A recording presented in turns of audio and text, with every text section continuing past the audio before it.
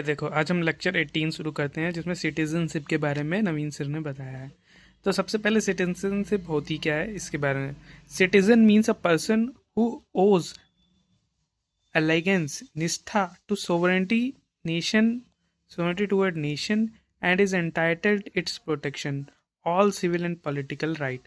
यानी एक सिटीजन वो होता है जो खुद निष्ठा से मानता हो कि वो उस देश का निवासी हो, और वो देश उसकी प्रोटेक्शन के लिए एंटाइटेड हो। ठीक, अपने देश से वो ये सारी चीज़ें एक्सपेक्ट करता हो। All civil and political right. अब देखो, सिटीजन सिंगल सिटीजन से पार्ट 2 में आर्टिकल 5 से 11 दे रखा है। क्या? पार्ट 2 में आर्टिकल 5 से 11। अब देखो, citizenship relation between person and country को बताता है। अब रेसिडेंट ऑफ इंडिया होता कौन है? देखो, एक होता है सिटीजन, एक होता है फॉरेनर, दूसरा रिफ्यूजी, हाँ, और चौथा इलीगल इमिग्रेंट। तो सबसे पहला सिटीजन के बारे में हमने बता दिया। क्या? Person who owes allegiance to a sovereignty nation and it's entitled to its protection. अब देखो, फॉरेनर भी फ्रेंडली नेशन के हो सकते हैं और एनिमी नेशन के भी होते हैं। रिफ्यूजी जो वो परमानेंट हो सकते हैं और टेम्परेरी हो सकते हैं। और इलीगल इमिग्रेंट जैसे बांग्लादेशी। आर्टिकल 5 क्या कहता है? हाँ, citizenship is the beginning in the beginning of constitution. सबसे पहले सिटीजनशिप बिगिनिंग में ही बता दिया जाता है। On the basis of domicile, domicile मतलब permanent residence plus willingness of living. कोई भी इंडिया का सिटीजन तभी होगा जब उसका कोई परमानेंट एड्रेस हो इंडिया में, और वो खुद इच्छुक भी हो इंडिया में रहने के लिए। बाकी क्या कंडीशन है?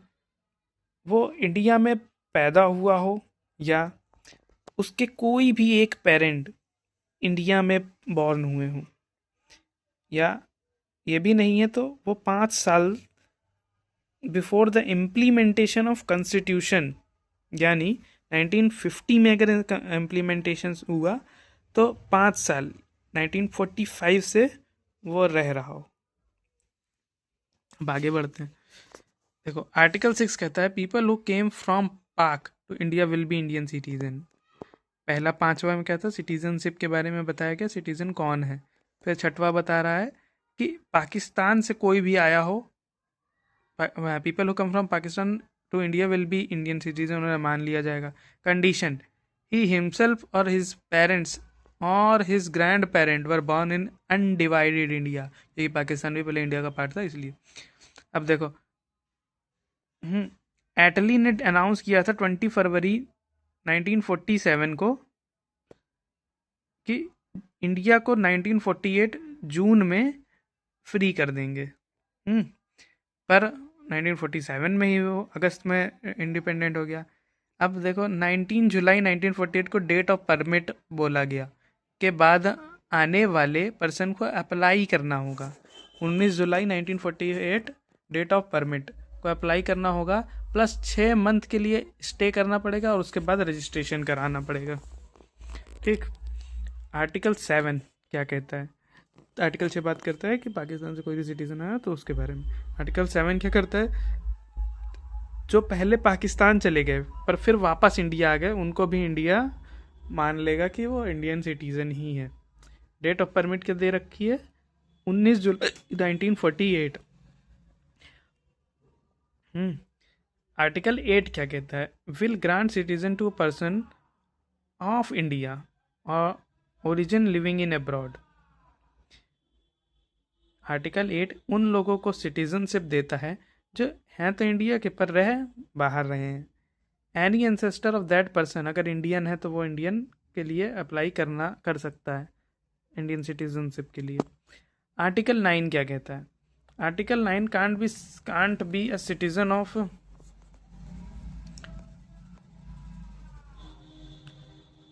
देखो, can't be a citizen of India if they voluntarily acquired citizens of any foreign state।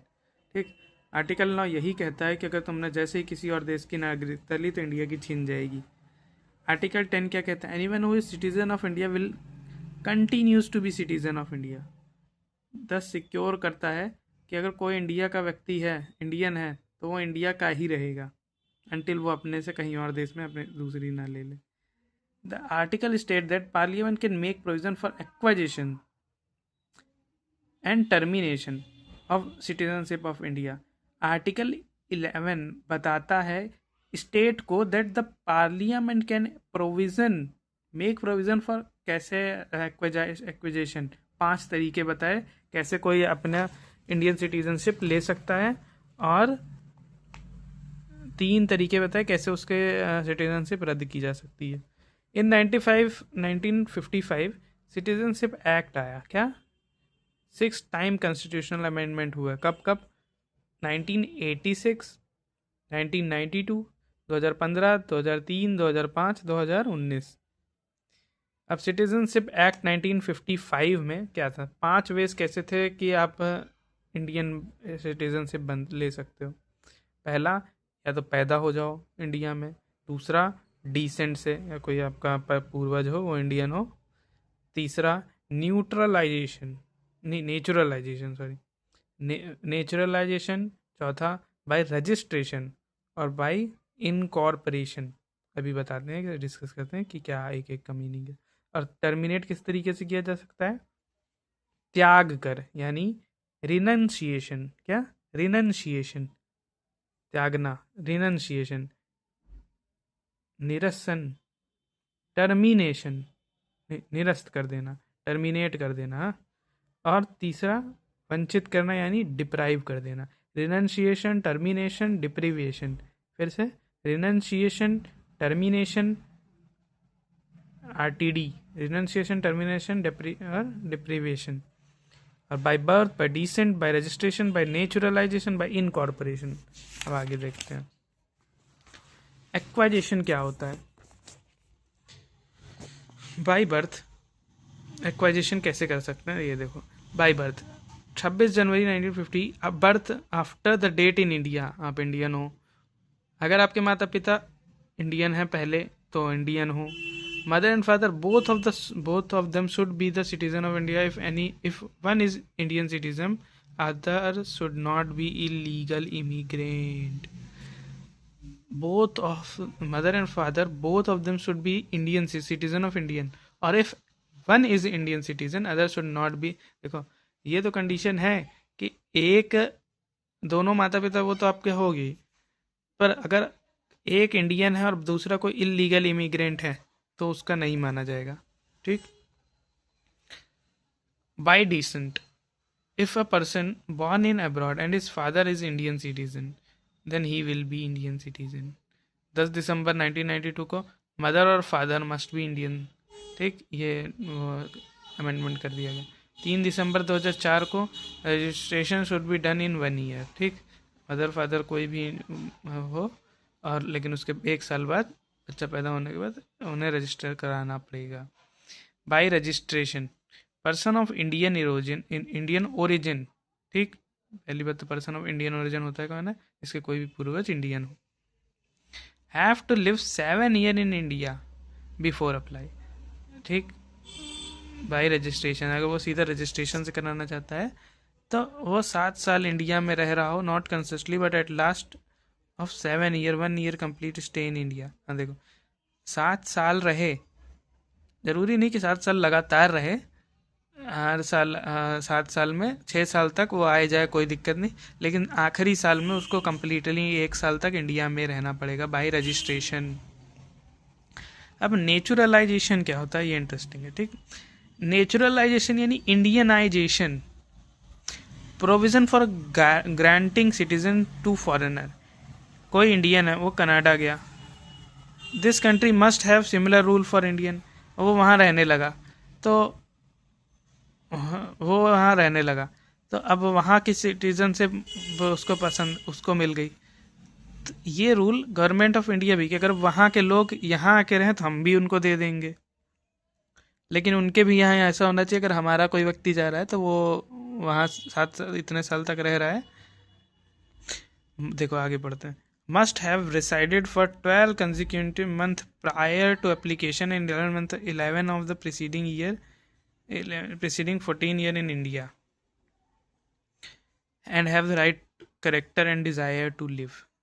Naturalisation, Indianisation का ये मतलब हुआ कि अगर इंडिया वाला कोई गया है, वो 12 मंथ लग 1 साल मतलब लगातार रहा है, और 14 में से 11 साल मतलब ज़्यादातर उसी कंट्री में रहा हो, आगे आता जाता रहा हो, कोई दिक्कत नहीं, लेकिन आखिरी साल पूरा तो, और उसकी इच्छा हो इंडियन होने की, तो वो बन सकता है। Knowledge of one of the language which are discussed in 8th schedule, उसे एटलीस्ट 8th शेड्यूल में जो लैंग्वेजेस दे रखी हैं, 22 लैंग्वेजेस दे रखी हैं, उनमें से कोई एक लैंग्वेज आनी चाहिए। Oath of allegiance to the constitution, और वो कॉन्स्टिट्यूशन को मानने की कसम खाए। सम इंटेलेक्चुअल लाइक आर्ट, देखो कुछ लोग ऐसे होते हैं, some intellectual like art, peace in humanity और साइंस और लिटरेचर का दर्शन कैन गेट वेरी फास्ट। हाँ, इंडियन गवर्नमेंट क्या करती है, जैसे कोई ऐसा आदमी है जो किसी भी चीज़ में इंटेलेक्चुअल है, यानी आर्ट, पीस, ह्यूमैनिटी, साइंस और लिटरेचर, तो उसको इतना ज़्यादा टाइम नहीं लगेगा। गवर्नमेंट कुछ स्पेशल प्रोविजन से उसको एक ही दिन में चाहे सिटीजनशिप दे सकती है। By incorporation which are acquired by India,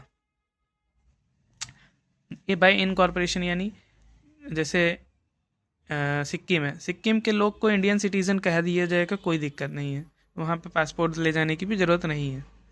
अगर मान लो इंडिया कहता है कि हम भूटान है, वो हमारा ही पार्ट है, तो उसके सारे लोग वो हमारे ही हो जाएंगे, इंडियन हो जाएंगे ऑटोमेटिकली।